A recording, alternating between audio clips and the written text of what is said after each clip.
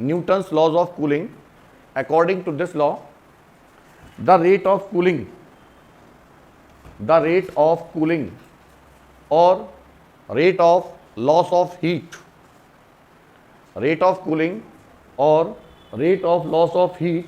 of a body directly proportional to temperature difference between the body and its surroundings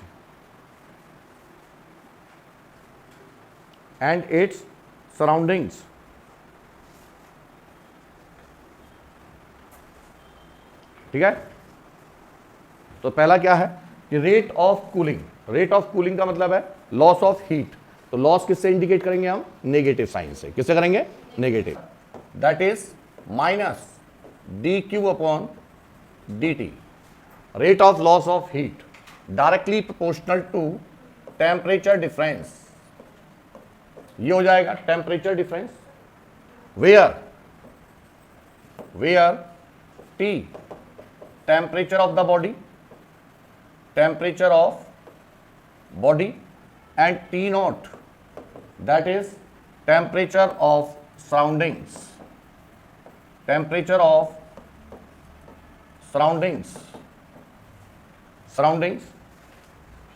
ठीक है।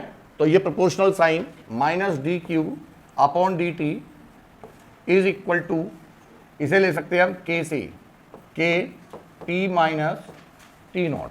जैसे कि समझो यदि हमारे पास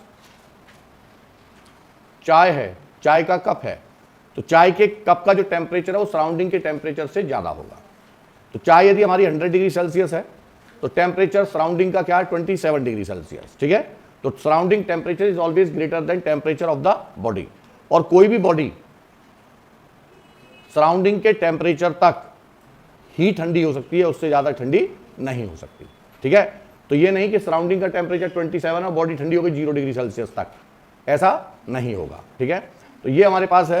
तो this is the expression minus, या इसे जो भी है minus D cube upon D T directly proportional to K T minus T not.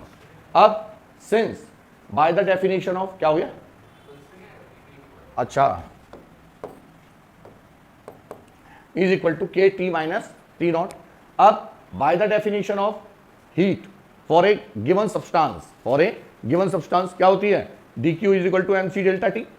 M C तो लिखेगा कि since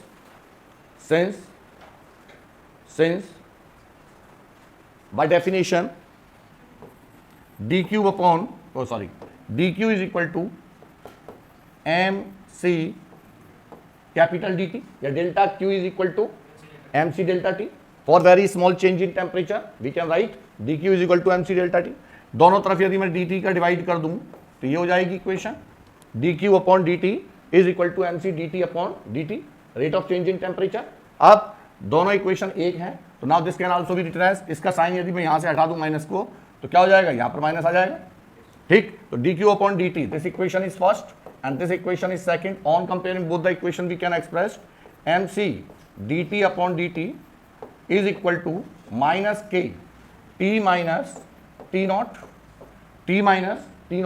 now this can also be expressed as D T upon T minus T naught. ये temperature का variable है तो temperature को temperature के साथ ले आए, रिमेनिंग पार्ट को मैंने लिखा माइनस के अपॉन एम सी, और इस डी टी को इधर ले गए तो ये आ जाएगा मेरे पास। Now integrate on both side, now integrate on, ये equation number third, integrate on both side, यार फिर नहीं आया Abhinav, integrate on both side. क्या तैयारी करते हैं बालक, मेरे समझ नहीं आता। D T upon integrate D T upon T minus T not is equal to integrate minus K upon M C D T. तो बेटा डी एक्स अपॉन एक्स क्या होता है? Log X. D X upon X means integration of 1 upon X D X that is equal to log X of base E. समझते हैं ध्यान से। तो यहां पर क्या आ जाएगा? लॉग, क्योंकि ये कांस्टेंट है सराउंडिंग, तो this can be expressed as T minus T not is equal to minus K upon M C, ये तो आ गया बाहर, और डी टी का इंटीग्रेशन टी। ठीक है। और ये क्या है? Base of log E. अब सुनो ध्यान से, if we have 2 to the power 3 is equal to 8। यदि डेसिमल नंबर्स हैं तो इसको लॉग में कन्वर्ट करना है तो कैसे लॉग में कन्वर्ट करते हैं, तो ये नंबर है हमारे पास, ये तो चला जाएगा बेस में और जो रिजल्ट है वो ये आ जाएगा, that is the result. Log 2 to the, इसे याद रखना बेटे, conversion decimal into log, decimal into log. 2 to the power 3 is equal to 2 to the power 3 is equal to 8। This can be expressed in log terms, क्या लिखेंगे, log base of 2। तो इसे यदि मुझे कन्वर्ट करना है किसमें, डेसिमल फॉर्म में, तो कैसे कन्वर्ट करेंगे हम इसे, तो ये e to the power of minus K upon M into C, ओहो, K upon M into C T is equal to T minus T nought, T minus T not, ठीक है। तो इसका मतलब जो टेम्परेचर डिफरेंस है वो किसका कैसा होगा, एक्सपोनेंशियली वेरी करेगा। कैसे करेगा, ठीक, तो ये आपको याद रखना है, नोट कीजिए फटाफट, या लिख लो t is equal to T plus T nought plus E to the power of minus, इसे ऐसे भी लिख सकते हैं, t is equal to T nought plus E to the power of minus. इसे ओवरऑल को लिख लो कैपिटल के, इसे ओवरऑल को क्या लिख रहे हैं हम, कैपिटल के, तो ये हो जाएगा के टी, वेयर के इज इक्वल टू स्मॉल के अपॉन एम सी। स्मॉल के क्या है हमारा, प्रोपोर्शनल कांस्टेंट, जबकि के क्या है हमारा, एब्सोल्यूट कांस्टेंट, और सी क्या है हमारी, स्पेसिफिक हीट, ठीक है। अरे आ गया समझ में, अब सुनो जरा ध्यान से, यदि मैं t की वैल्यू 0 पुट कर दूं, कितनी, t की value 0, if t is equal to 0, if t is equal to 0, तो t की वैल्यू कितनी हो जाएगी, t is equal to T nought plus 1 या कोई कांस्टेंट मान लो c, है ना, कोई कांस्टेंट, तो t की वैल्यू हमेशा टी नॉट से क्या होगी, ज्यादा होगी t की वैल्यू। साथ में यदि t की वैल्यू हम इनफाइनाइट पुट कर दें तो t की वैल्यू क्या हो जाएगी, टी नॉट के इक्वल, क्योंकि e to the power of minus infinite is equal to 0, भाई at t is equal to infinite, तो ये आ जाएगा t is equal to T nought plus E to the power of minus infinite, and E to the power of minus infinite is equal to 0, तो that's why t is equal to T nought. तो इसका मतलब जो चाय ठंडी होने में time लगेगा सराउंडिंग टेम्परेचर तक आने में, वो कितना टाइम होगा, इनफाइनाइट। कितना टाइम होगा, आगे बात समझ में, अरे बात समझ में आई या नहीं आई, ठीक है। तो ये याद रखना है, और ग्राफ कैसा होगा, एक्सपोनेंशियल डिके, कैसा ग्राफ होगा, ठीक।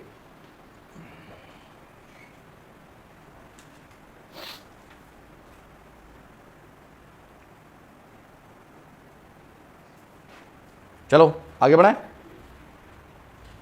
हो गया नोट, हाँ जी। अब लिखिएगा ग्राफ, ग्राफ यानी कि ग्राफ, तो ये दोनों ग्राफ पूछे गए हैं।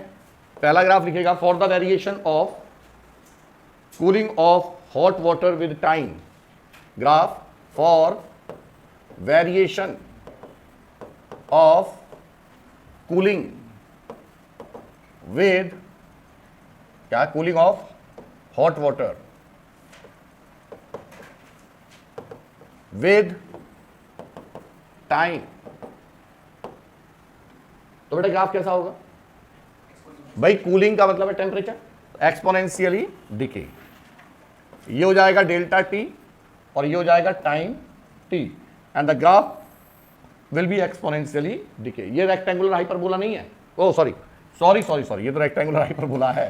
ये पर्टिकुलर टेम्परेचर से स्टार्ट होगा और never touch to X axis, time axis, और ये क्या है हमारे पास, that is the maximum temperature. ये क्या है हमारा, मैक्सिमम टेम्परेचर को रिप्रेजेंट करेगा, मैक्सिमम टेम्परेचर, और मिनिमम टेम्परेचर कब होगा, at time t is equal to infinite, at time t is equal to infinite, ठीक है। जल्दी जल्दी करते हैं एकदम, इसमें कुछ है नहीं, बच्चों का खेल है। दूसरा लिखेगा, graph between log t minus T naught versus t, graph between log t minus T naught versus time. तो अब देखो यहां पर ये इक्वेशन क्या आई थी हमारी, कहाँ गई, ये रही, log base of E T minus T not is equal to minus K upon M C into T. तो sense by analysis for Newton's law of cooling, Newton's ये कहेगा ड्रॉ, मतलब which graph is correct for variation of log T minus T naught versus time when Newton's law of cooling hold, when Newton's law of cooling hold, है ना। तो इसका मतलब आपको कौन सा केस लेना है, न्यूटन्स लॉ ऑफ कूलिंग का, ठीक है। तो ये आ जाएगा, यानी कि ये स्पेसिफिक कर दिया कि ग्राफ तो ये है लेकिन आपको किसको लेना है, न्यूटन लॉ ऑफ कूलिंग। तो न्यूटन लॉ ऑफ कूलिंग में क्या है, log E T minus T not is equal to minus K upon M C into T, या whatever minus K T, ये क्या हमारा एब्सोल्यूट कांस्टेंट आ जाएगा। तो बताइए यदि मैं इसे y एक्सिस पर कंसीडर करता हूं और इसे x एक्सिस पर, तो क्या हो जाएगा, y is equal to minus of M X, minus of M X क्या शो कर रहा है कि स्लोप नेगेटिव है, that's why the graph will be straight line with negative slope, तो दो ग्राफ है, कंफ्यूजन हो जाता है, ध्यान रखना। जो हमारा for the cooling of a body है वो तो ग्राफ हमेशा कैसा होगा, that is always exponential for cooling of a body, but log t minus t naught versus t graph कैसा होगा, स्ट्रेट लाइन, ठीक है। अब इसके ऊपर न्यूमेरिकल आते हैं। A body cools in 7 minute from 60 degree Celsius to 40 degree Celsius, body cools 7 minute from कहाँ गया, from 60 degree Celsius to 40 degree Celsius,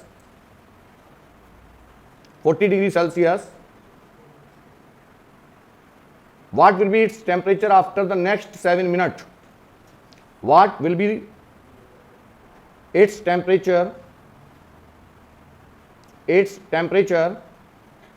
after 60 minutes, oh sorry, after next 7 minutes and the temperature of the surrounding, मैं minute को second में बदलने लगा money मन में, तो 60 आ गया, हाँ जी। The temperature of the surrounding is 10 degree Celsius, assume that the Newton's law of cooling holds good,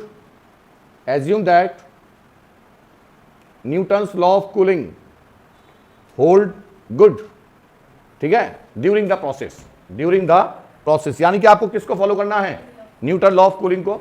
यह आरईसी का क्वेश्चन है, रुड़की इंजीनियरिंग कॉलेज का। तो देखो बेटा, इसमें केवल आपको ये याद रखना है जो हमारे पास मेन इक्वेशन है, तो लिखिएगा for analysis we always apply, कोई शॉर्ट ट्रिक नहीं है इसकी, वी ऑलवेज अप्लाई, हमारे पास क्या थी इक्वेशन, अभी कहां गई, ये रही, ये है हमारे पास इक्वेशन dt यानी कि delta T upon T minus T not is equal to minus K M C upon D T, है ना। तो अब हम इसको किस तरीके से मॉडिफाइड कर रहे हैं समझना ध्यान से। मैंने लिखा, बोलो बेटे क्या थी, dt अपॉन T minus is equal to minus K upon M C into D T. अब इसको मैं ऐसे लिख सकता हूं, M C up bracket delta T upon time या डी टी मान लो is equal to minus K T minus T not, ठीक, वेयर टी हमको क्या लेना है, टी की value T1 plus T2 upon 2, क्या क्या दिया इसने, रुक जाओ अभी, ठीक है। तो हमारी पूरी इक्वेशन क्या आ जाएगी बेटे, या इसको ऐसे कर लो, T minus T not,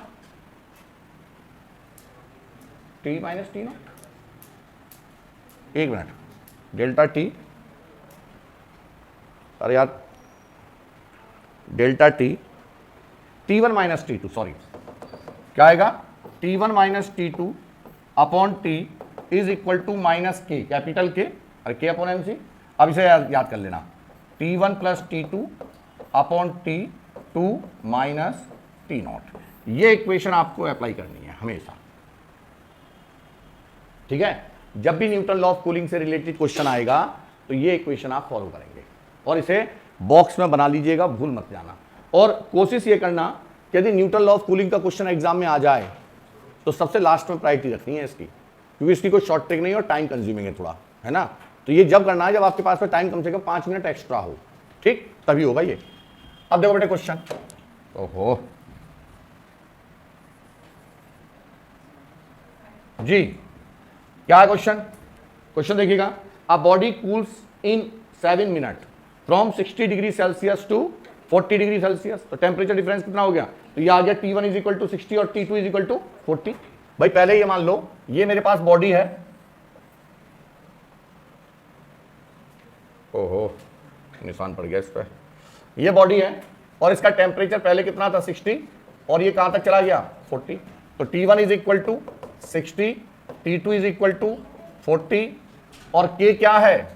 K हमारे पास कांस्टेंट है, K कांस्टेंट है और कुछ है, टाइम दे रखा है T is equal to 7 minute और 7 minute is equal to 7 into 60 that is 420। कई लोग हैं ऐसे यहां पर 420, ठीक है। और सराउंडिंग का टेम्परेचर कितना है? जो पढ़ते नहीं हो सब 420 है। T0 कितना है? 10। सराउंडिंग का टेम्परेचर है 10। बस पहली इक्वेशन आ गई, पहला केस फर्स्ट। वैसे तो इजी है, कुछ नहीं है, केस फर्स्ट। वैल्यू पुट करो, शाबाश। क्या आएगा? 60 minus 40 upon, no need to convert in Kelvin क्योंकि दोनों तरफ टेम्परेचर आएगा, कैंसिल आउट हो जाएगा। और ये टाइम कितना है? 10 डिग्री, कहाँ है? 420 बराबर के माइनस के और bracket T1 plus T2 60 plus 40 minus की क्या जरूरत है?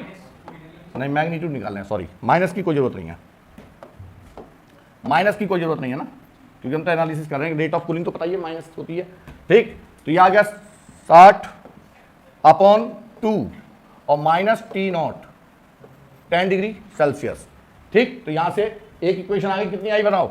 ये हो गई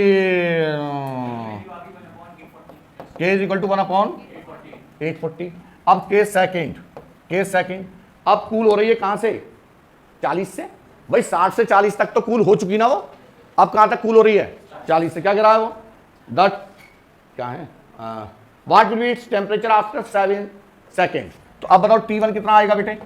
अब T1 हो जाएगा 40 और क्या निकालना है? T2। टाइम कितना है? 420 और K पता है, ठीक। Put the value, get the result. कर लोगे? कितना आ जाएगा? यह आ जाएगा 40 माइनस T2 अपॉन 420 बराबर 1 अपॉन 840, 1 अपॉन ब्रैकेट कितना 40 plus T2 upon 2 minus 10। Surrounding change नहीं हुआ, सराउंडिंग अभी भी क्या है? वही है। बस वैल्यू पुट कर देना, आंसर आ गया, ठीक है। On solving the result is 28 degree Celsius. T2 is equal to 28 degree Celsius. आसान। तो दो इक्वेशन सॉल्व करनी है, लेकिन ध्यान रहे इसको वैसे किसी और तरीके से सॉल्व कर सकते हैं। दो इक्वेशन बना लो, दोनों को डिवाइड कर दो,